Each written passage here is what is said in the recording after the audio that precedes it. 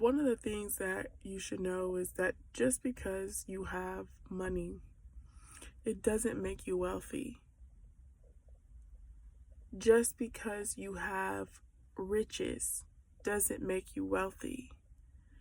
And I think a lot of us are going to come to that realization very soon. And I know you guys may be thinking, like, what, Odia? I'm broke. I used to be the same way. I used to be the same way when people used to be like, easy for you to say. Well, not so easy for me to say, because I don't measure my wealth by how much I make anymore. Like, God has truly delivered that. Coming from a lab rat, I can honestly tell you that. Like, I hate to say it, but it's so true. Coming from a person that, like, I would be like holy in a sense of like, I want to devote my life to God, but it's like I still have an earthly system of doing things. I'm still a slave. I was still a slave. Let me not say now, in the present. I was really so much so still a slave. And now that God has shown me, revealed to me, walked with me, and I'm in covenant with him, and I will talk about this to the day that I go home. You need to have a covenant with the Most High, because in that is your richness. In that is your power. That's your wealth. Your greatest wealth is going to be having a relationship with the Most High. And it's going to be even more important in 2025 and beyond, because the times are going to get so bad and dark for so many people that a lot of the stuff that you hear on YouTube, you won't be able to replicate. A lot of the things that people say, oh, just do this, just do that. This earthly system is against you. So if you are attached to it in any means, whenever it crumbles, you crumble.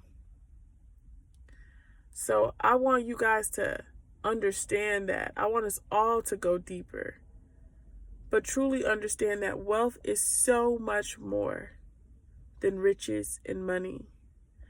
And I'm telling you, I could have never thought in a million years that I would say something like that. Because I was like, yeah, all that is good, but how are you going to pay your bills? How are you going to put your children in a better environment? How are you going to do all that stuff? But one of the things that God has shown me is that if I seek him first, he will take care of the rest. And even if it feels like it's at the last minute, it's late, Lazarus has already been dead for 3 days. These bills are about to be up to my eyeballs and they are swallowing me whole. Or how is this dot gonna connect? When I run up to that mountain and it feels like I'm about to jump into the Red Sea, it just splits for me. And I just want you guys to understand, before you see the glitz and the gold of everything that I'm telling you, you first have to come to the realization, before you come into true wealth, that it has nothing to do with anything out here. It has nothing to do with what you see. Nothing around you has nothing to do with it. It has everything to do with the fact that you are a child of the Most High God. Maya Angelou, which I really, really love her so much, because she, to me, put the respect on the Most High in a way, in a season, in a time where it was rare to, in her generation. And I remember a poem that she had, and she's like, I'm a child of God. And the way that she said it with so much conviction, even until the day she was old, it really was a light for me, because I'm like, dang, she's saying it. She's had so much quote unquote earthly success, but yet she still claims that everything around her there's nothing better than being a child of God.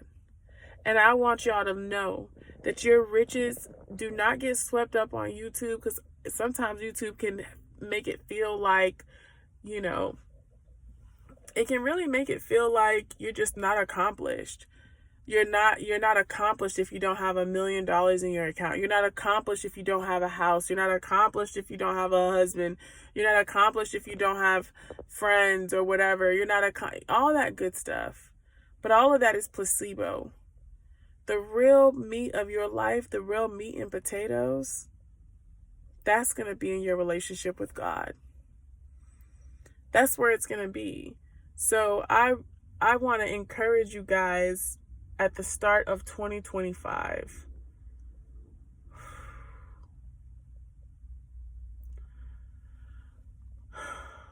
Don't attach yourself to this earthly system. Ask the Lord to purge you. And I'm telling you guys, he responds. Ask him to purge you of everything in this earth that has you as a slave in a king or queen's body.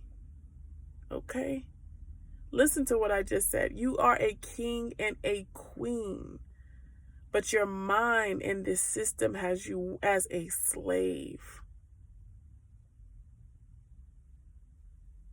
What a reality to be a king and a queen that God has set to have dominion over the earth, but be a slave to the very thing that's supposed to serve you. Do not be a slave in 2025 and beyond to the very thing, this earth, that you were meant to subdue. How do you do that? You have to fall back in love with your maker. You've got to give him everything. You got to stop running from job to fashion line, to businesses, to whatever, to whatever you glorify, a man, a relationship, a friendship, a status. You got to stop running for those things, because those things were meant to serve you. But if you do not know that, if you do not know your maker, if you have not dedicated your life to serving your maker, then you now become a slave in a king and queen's body. Whew. Pray hard, y'all. Pray hard, y'all. Pray hard, y'all. Abandon everything and pray hard, okay? Because he is going to do some amazing things in y'all's life. But let me tell you something, there are dark days ahead of us if we do not put down everything in our lives. And I'm not just talking to y'all, I talk to me too. If we do not put down everything in our lives to run after our maker and pick up our kingdomness, our kingdom mentality, and allow him to purge us of every earthly system, the filth of this earthly system, then we're not going to make it far in 2025, 2026. There's going to be a lot more dark stories. So my prayer for you guys, my desire for you guys, for all of us, is to truly put the kingdom first. And to do that, like he said, we must pursue him with all of our heart, our mind, our body, and soul. And that doesn't mean be lazy, okay?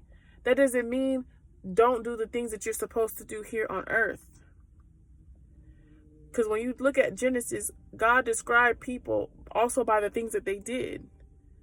God is not a God that can be mocked. You're not going to sit around and mock God. He knows what it means for you in the way that you are supposed to do it.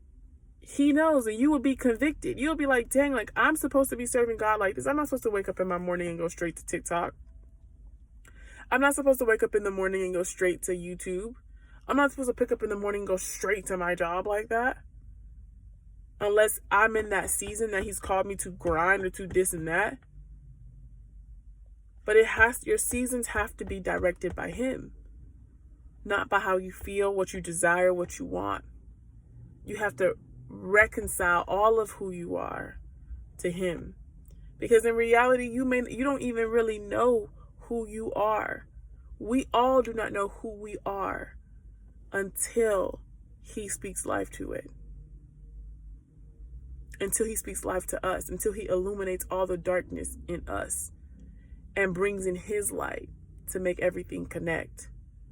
You may know you're destined for greater things. You just don't know how to get there. That's fine. He didn't ask you to know how. He just asked you to know who. And that's him. So pray hard. Fast hard. Live a fasted life. Live a prayerful life. Live a biblical life. A biblical reading and seeking life. And let your generations be blessed. Till next time.